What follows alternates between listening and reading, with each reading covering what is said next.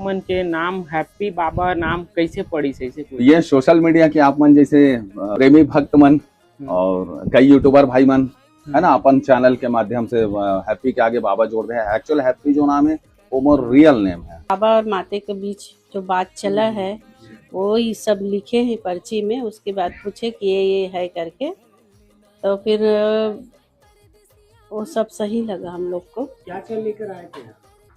कुछ नहीं, बस नारियल अगरबत्ती। ठीक। और कुछ धन राशि की मांग? नहीं नहीं, बिल्कुल नहीं। पूजा उजा का बोले, हवन का। चाटन है, विद्वेषण है, ये सब चीज क्रिया के द्वारा अगर काकरो बिगाड़ हो है तो लोग सुधारे के कार्य करे। मन हा बागेश्वर धाम जैसे आप मन हा पर्चा लिखता तो आप मन हा पूरा अभी छत्तीसगढ़ के बागेश्वर धाम बना था का ऐसे? नहीं ऐसा नहीं है। बागेश्वर वाले जो पंडित जी हैं, शास्त्री जी, ओकर मन के पास जो विद्या है वो अलग है, वो टोटल पर्चा वाला विद्या है ना।